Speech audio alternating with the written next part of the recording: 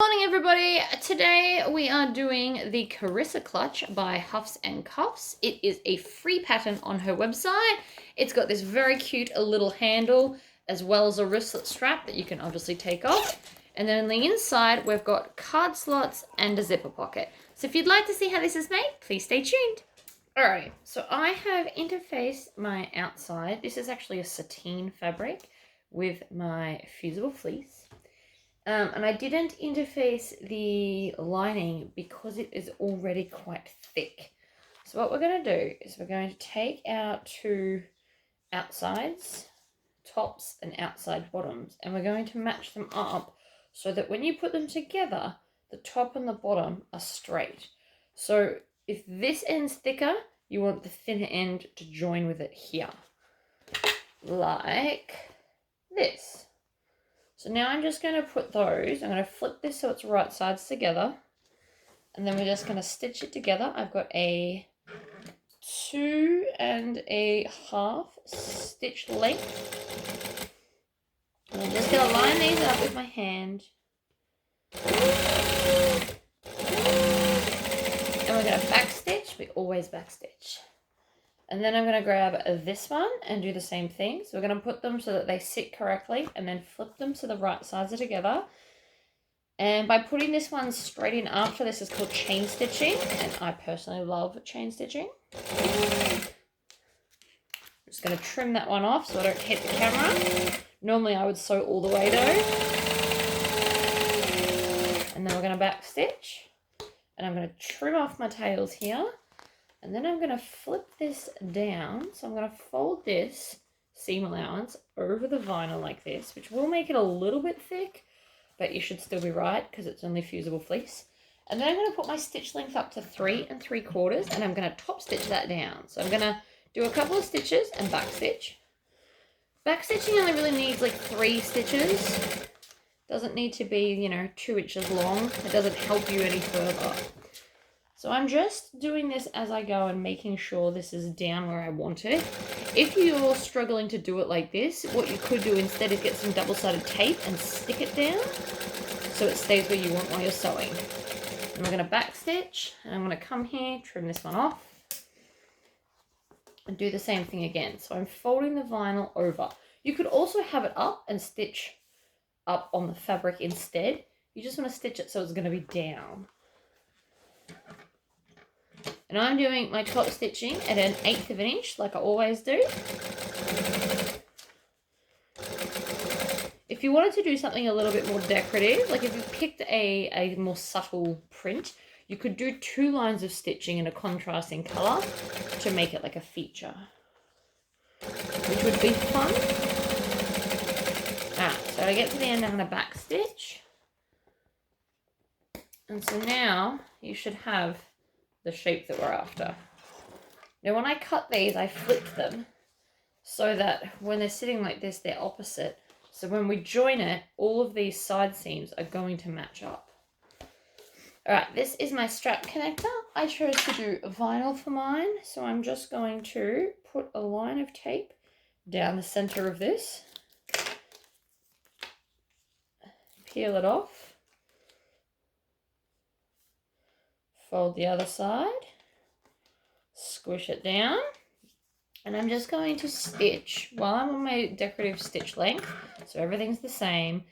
I'm just going to stitch on the edge, twist it around, and do the other edge. So I'm 1/8 of an inch from the edge, which for me is just the middle of my foot. That's why I choose that for top stitching. So now that it won't come undone because it's been stitched, we can grab our D-ring, slide that on, and just clip it in place. And then I'm going to put it back in my bowl.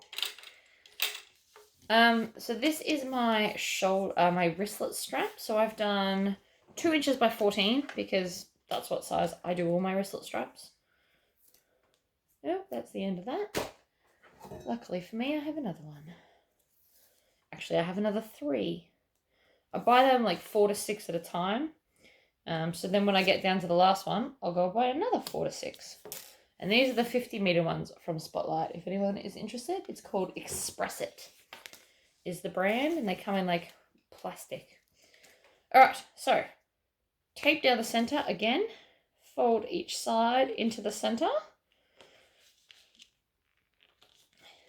Now, because I'm not putting an overlay on this, you want to really make sure that they are touching in the center and there is no gap, because I'm not going to hide this gap with anything. We're just going to stitch it. This is a really good alternative for people that use domestic machines and they don't think that their machine is going to be able to handle the thick layers. This handle still looks nice, but is only 2 layers thick. I know I keep promising I will do one on a domestic machine, and I promise I am going to do some bags for you. It's just a matter of where to set up my machine. Now I'm rubbing this on the edge of my table to help crease it. And then I am going to stitch 1/8 of an inch from the center on each side of my join, and this will make sure that it stays shut.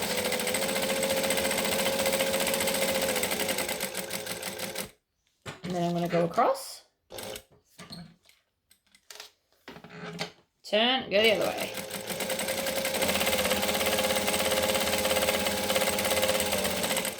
Now I could stop there, but I'm not going to.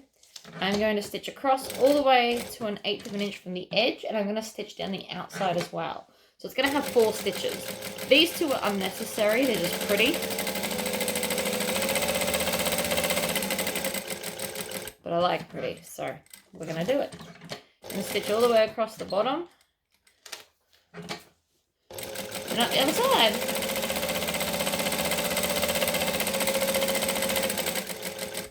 And then I'm going to just make sure that my stitches line up and go back to the center so that there's not a gap missing stitches.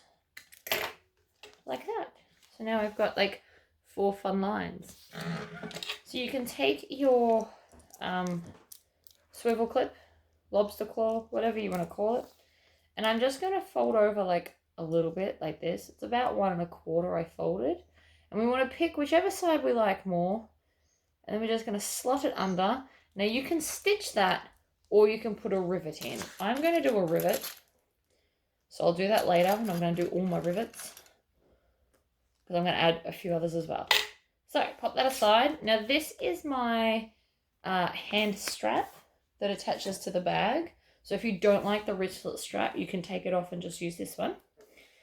Now in the pattern, it says to use fabric and sew it together and then twist it through. I would like to do mine in vinyl for a few reasons. One, this always seems to be the dirtiest part of the bag, is a handle. So vinyl is easier to clean than fabric. And 2, I just felt like using some vinyl today. It's pretty much my reasoning. So I cut this one down so it will be the finished size that the pattern wants. So I just made it a little bit thinner because I'm not stitching. So I took off the seam allowance and made it that size.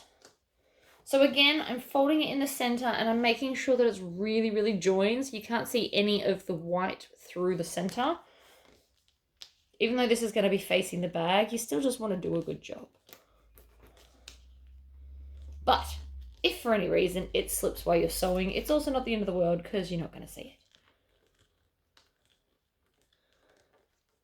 Okay, and then again, rub it on the edge of the table. So now I'm just going to top stitch the 2 edges. Actually, no, and I'm going to do the middle. I lied. I'm going to do them all.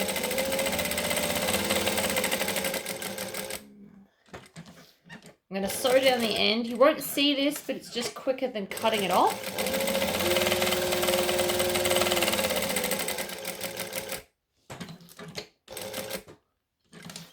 And then down the center.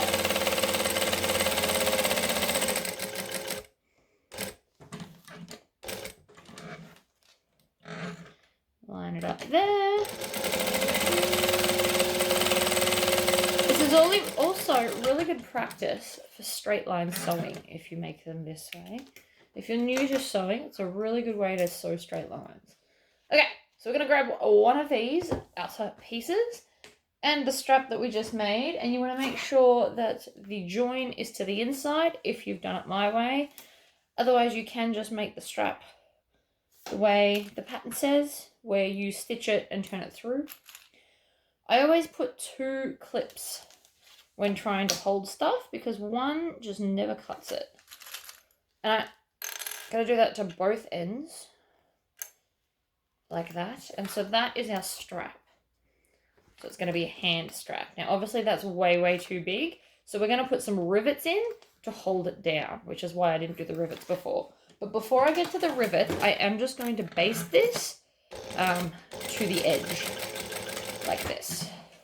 So you don't need a lot of stitching, but it's just to hold it, so now it definitely won't move while I'm trying to stab holes in it. Back stitch. And I'm doing this all within the seam allowance, so all of this mess that I'm creating on the edge, you're not going to see later. Ta-da! So that's nearly the outside done. We just need to grab our little D-ring here, and I'm going to position it so it is just above the handle, because again, this is going to give me less bulk. If I put it there, that's a lot of layers of vinyl and bulk, so I'm going to put it next to it, like that. That's where it's going to end up. Right, so I just need to grab rivets and all my rivet presses. If you're a home sewer, you don't necessarily need 2 presses, but because of the amount of sewing that I do, having one permanently set as a hole punch and one permanently set as a rivet set makes my life a lot easier. So I'm going to start with my handle. I'm just going to take off one of the clips, center it up, and punch a hole right in the middle. So it should be between your 2 middle stitchings that you did. And I'm just going to push a post through, click a cap on the back. Now you usually hear it or feel it kind of move down. So that one I felt, not heard. And then I'm just going to take this one and squish it. And that is now done.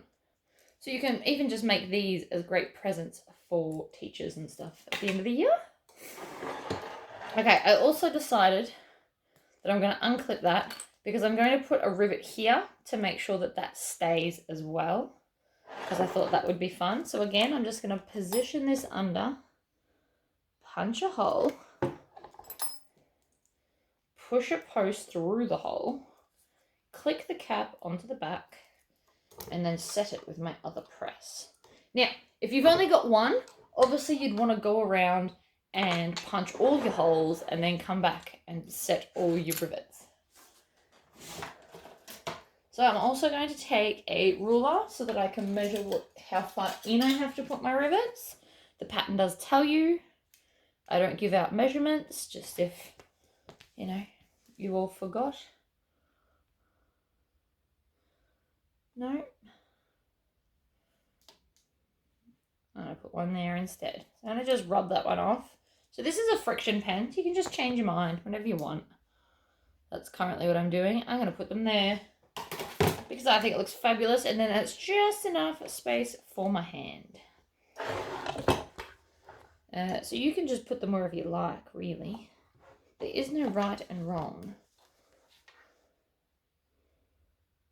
It's your bag, so you make it how you want. Alright, I'm going to pop that one down.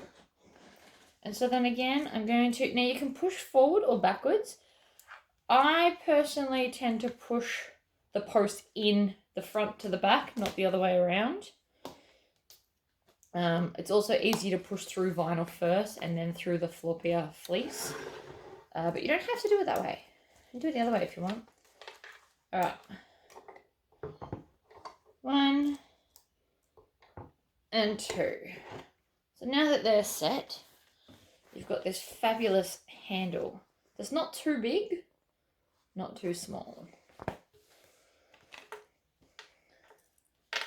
And then I'm going to take this and I'm going to clip it back. Actually, I'm going to baste it on, and then it won't move while I'm sewing on other things.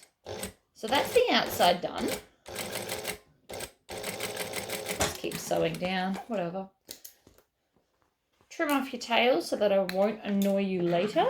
We can set our outsides aside. You could also, if you wanted to, just keep putting rivets across here as like decorativeness. That would also be really fun. Okay, I'm going to pop that down there. I'm going to go onto our insides. So you only need to cut one full lining piece, and that's your zipper pocket side, because the other side's got built-in card slots, which is really fun. And since I'm feeling better, I'm doing card slots today. So I'm going to fold, I'm doing a Tory pocket, because I like to. There's not really any other reason for it. I like the Tory pocket. It's going to fit within the bag, and I just find my way a little bit easier. It's not a right or a wrong way, it's just what I prefer. So I'm going to just use my zipper template to rule the box like so. And then I'm going to fold it out, and the side that we didn't draw on goes to the top. And so you just line the pocket up where you want it to sit, which for me is right there.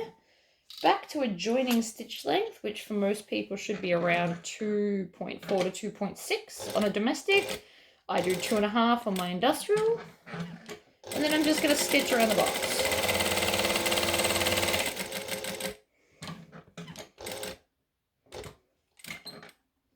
Position it right in the corner. Back stitch when we get back to the start. Trim the tails off, both front and back. Throw them in the bin. All right, I'm gonna grab some scissors. And the way I pinch it is I just roll it off the edge of the table and then pinch. I find that easiest. And so then I'm just gonna cut down the center and then triangle out those corners. Oops.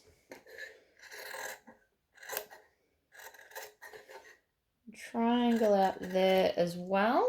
So when I say triangle out the corners, you just make a triangle that goes all the way to the stitching, but not through it. Now I'm probably going to have to iron this, but first I'm just going to finger press it. So I'm going to push it up flat, and I'm going to do this with the iron. And then, so you get your iron and you push the Tory pocket part away, and then you push it through the hole because it's going to iron a lot quicker. So I'm going to go do that. And all lovely and flat now. So it's sitting right on the edge. So we're going to take our zipper and our zipper pull. And I didn't singe this edge. You can tell because it started fraying. You should always singe the edge. And you should use the blue part of the flame and not the orange part, because then it won't discolor your zipper tape. Not that you're going to see it, but it's just a good habit to be in. So I'm going to split the zip only a little bit, and then I feed both sides in. I actually don't really use my zipper jig anymore. I find that that is actually quicker now. It was fun when I got it. I love that I had it, but I have since learned that I don't actually need it. So if you don't have one and you see all these people going, oh, I've got one, whatever, it's cool and it can be helpful, but it's not a necessity, in my opinion. If you had to pick between a zipper jib and like one of those cam presses, 100% would pick that.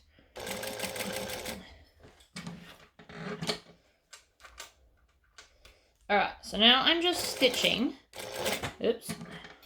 around the zipper. So I'm making sure that my pocket is flat underneath, and I've just laid the zipper over the top. And when I get close to the zipper pull, I'm just going to zip it slightly out of the way.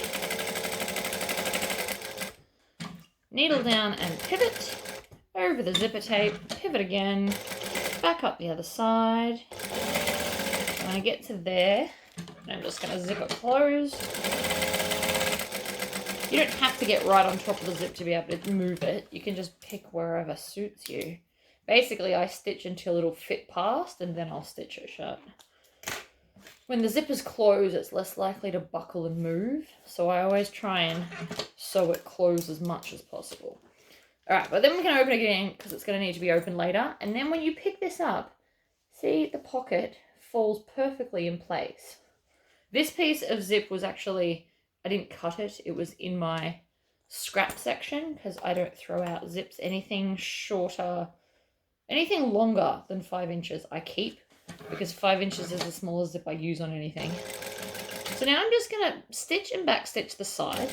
I'm just pulling this front over out of the way and stitching down to the bottom. I'm going to leave the bottom open because I'm going to turn the clutch through this pocket. So then I'm just going to flick this side over. I'm going to make sure the bottom lines up because we lined it up to begin with. So it should line up again now. And stitch up this side. And then back stitch. Like that. And then with my zipper scissors, because I have a separate pair for zips because they go blunt very quick, I'm just going to chop off that extra bit. Okay, so that's that side done. You've got your pocket in, so we can put that aside, and we're going to grab the slip pocket card slot side. So you should have two sides of this in opposite directions. So the idea is that these will join onto here at the end. But before we do that, I'm going to fold down the top raw edge and I'm going to top stitch along all the zipper pocket pieces. I like the way top stitching looks. It also gives it that added kind of firmness and stability. So I'm a big believer that you should stitch across here. It's also fun when you do it in like a contrasting color. It looks really pretty. There was little point for me doing it because I've done such a busy print, but if my print was more quiet, I would be more inclined to do a contrast.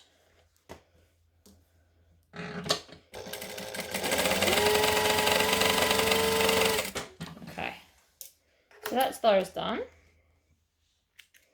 I just folded each one down out of the way. And so now they should all just pop back, and we want to bring this piece up as well. And then sometimes you just have to realign them. They do that. They're zipper pockets. Okay.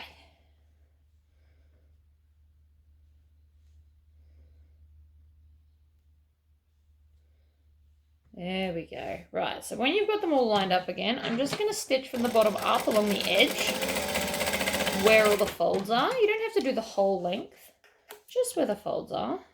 That's going to hold them in place, so then we can mark our middle center line.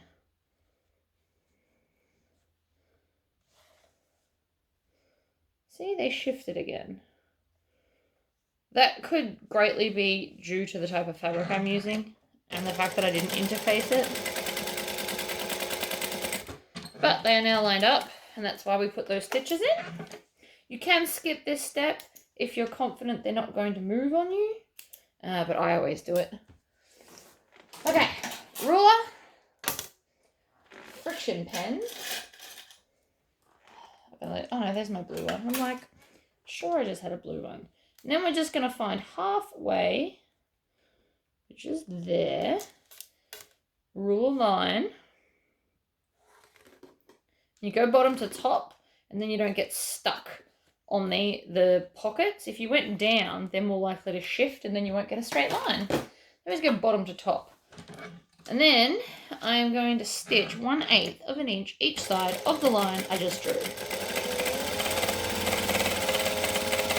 I'm going to go up, I'm going to pivot, and then I'm going to go down. And I pivoted just off the fabric by like a stitch. And then you can back stitch at the bottom to lock it all in. And when I give this a final iron, that pen mark will disappear. So now we can take our sides. So you want the curved edge at the bottom of your pockets like this. So we're just going to put right sides together and stitch down the side.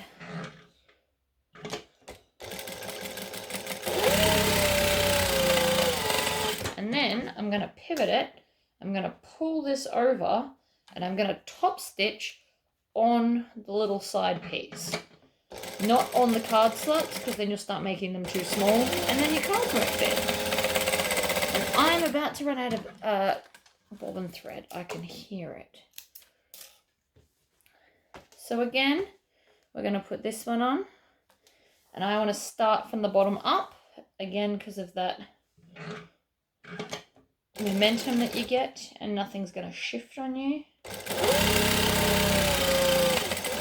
Back stitch, swivel, fold it over, and then top stitch down. And that is your insides done. So now we've got card slots. I know you can't really see it with this fabric. It probably wasn't the best to do a video in, but I thought it was going to be cute. So now we need our insides and outsides. Now you can decide, so your hand will be here. So you can decide if you want a zipper pocket on the back or the front. I always like mine on the back. And my child's awake, so hold on a sec. So we grab our zip and we're going to put our lining right sides up and our zips are right sides up. Now, if you're new to sewing, you're going to want to grab some clips and clip it in place. You don't have to do this, but it does help, especially if you're new, so it won't slip on you. And I always clip 2 pieces and then add in the third as I need to. So then I'm going to take my outside and put it right sides down to make a zipper sandwich. And then add it to the clips. Like this.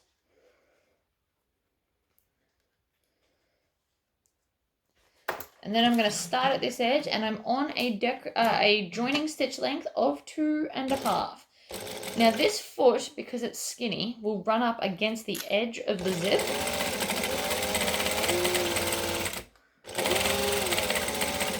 Like so. We're going to back stitch at the end.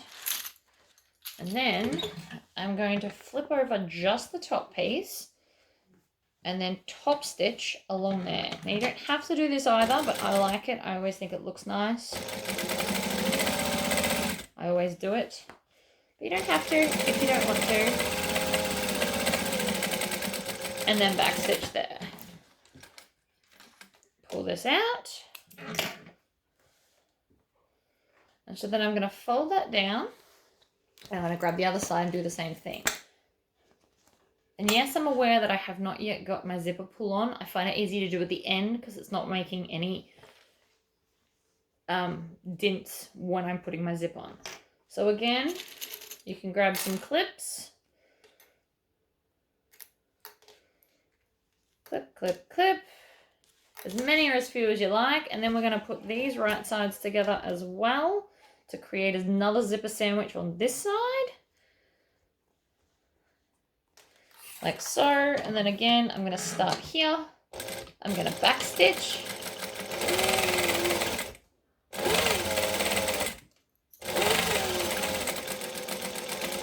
What's the bet? I run out of stitching on this top stitch because that's always the way.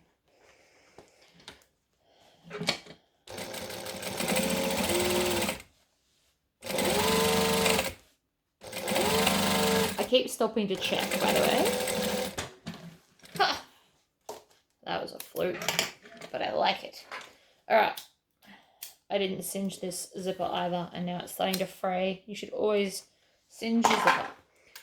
Now, what I want to do is I want to make sure that my zipper here and my zipper here are going to close the same way. So I need to put it on this end. This is just something I like to do.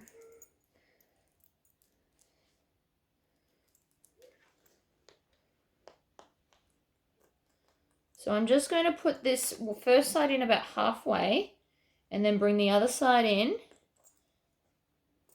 And it is a little bit more tricky when there's a lot of weight and fabric, but it can be done. And then I'm going to, oops, trying to show you I popped it off. Then I'm going to stick my finger behind it and pull it either side of my finger like this. And then wiggle this down until it goes on. And you can always wiggle it on. So I'm going to open it about the middle third.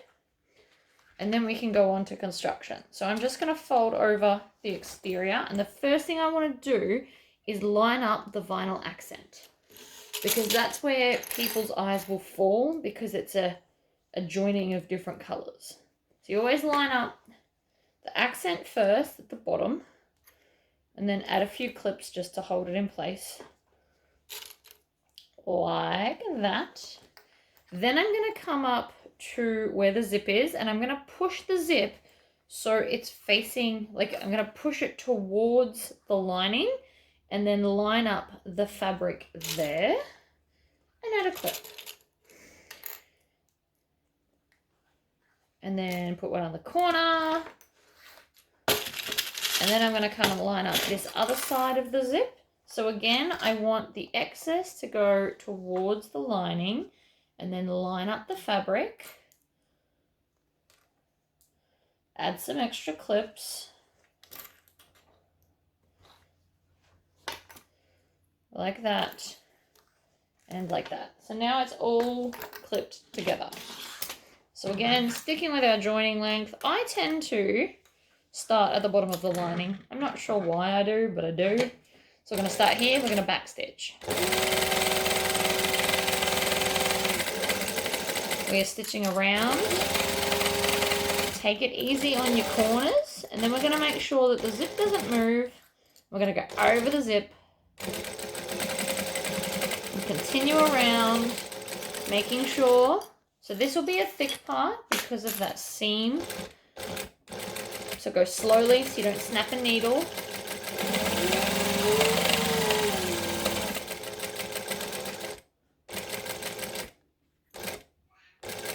I'm just trying to think if I changed my needle. I think I did. I might still be on a 14 at the moment, actually.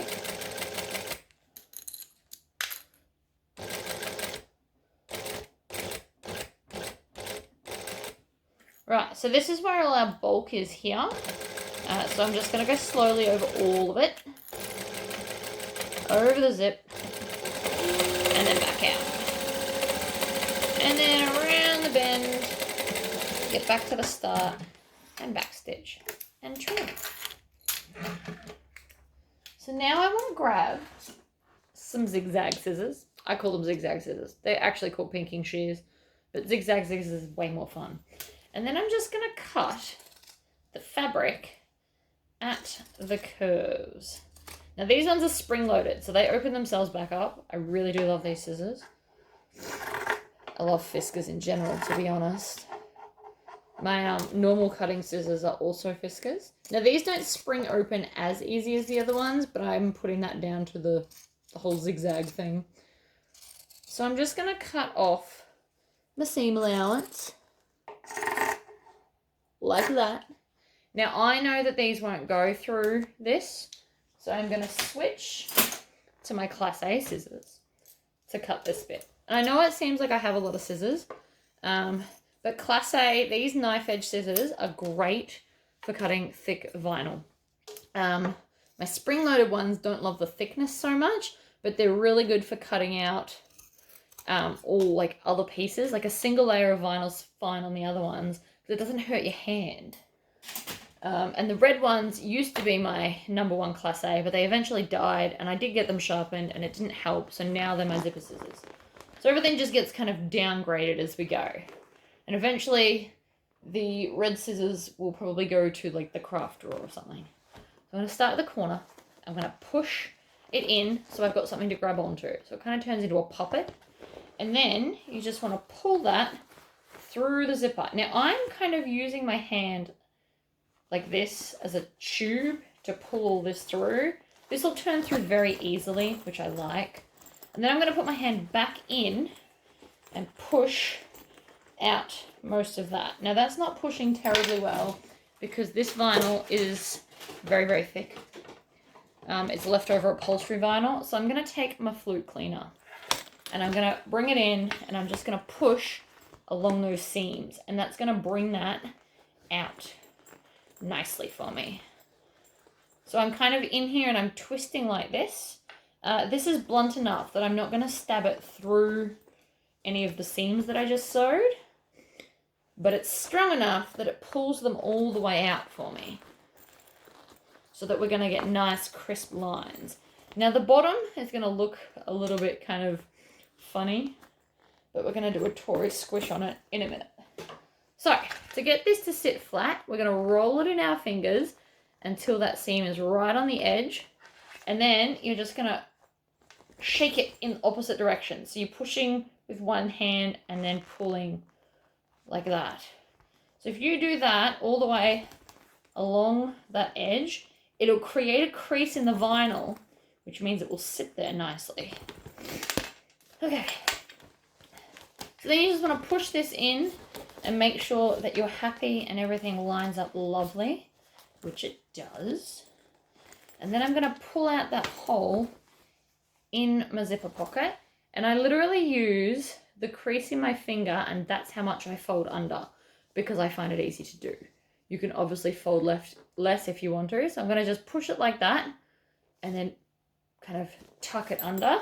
And then if you want to, you can kind of use your fingers to roll it back so that there's not as much tucked under and you get a bigger pocket. And then I'm just going to stitch that shut right on the edge. So you want to get as close to the edge as you can without falling off the edge, because then you won't sew it shut, which is obviously not what we're trying to do. Now, if you're new to sewing, feel free to do clips or pins along here to hold it in place. If you use a fabric tag, that's a good little place to put it, because people are less likely to rip it off if it's inside the pocket, which means in 2 years when they go, where did I get this from? Your tag will still be there.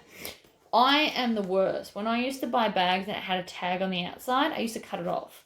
I know that about myself, which is why I never put tags there. Alright, so I've zipped up the pocket. I'm just pushing that in there like so. And I'm just going to put my finger under the zip and kind of pull it out like that. And attach that. And we are all done. Look at that. So you can carry it like this if you want to, or you can have it on a wristlet strap. If you added another one of these to this side, you could have it as a crossbody bag. So I hope that tutorial was helpful for you, and I will see you all for the next one. Bye.